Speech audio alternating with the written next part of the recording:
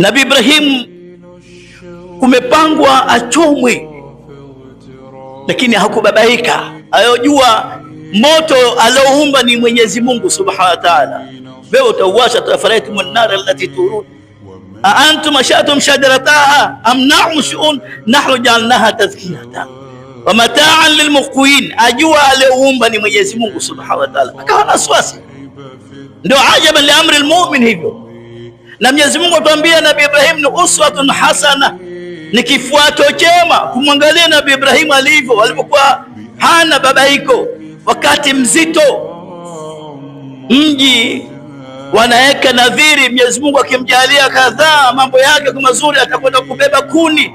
Mwenyezi Mungu umjalia na afya, akaenda kabeba kuni, kisasa zikakusanywa mwezi mzima, atakiwa kuchomwa mtu mmoja tu. Na ulipowashwa, nani atakayokumpeleka kule? Ikawa wao wenyewe hawajui watamtupa vipi.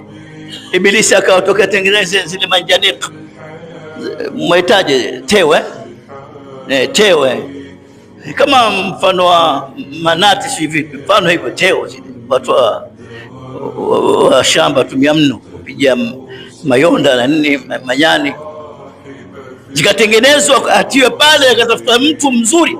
Ile basi alirusha mara moja tu. Baada ya kurusha mara hiyo, mkono ulikuwa hakufanyi kazi tena. Yani alifanya hivyo, na apelekwa wapi? Mwenyezi Mungu Subhanahu wa Ta'ala akatuma malaika wa mvua wa nani, aulizwa Nabii Ibrahim, watakaje, tufanye nini? Nabii Ibrahim pia imani yake akasimama kuwa hana haja na malaika chochote,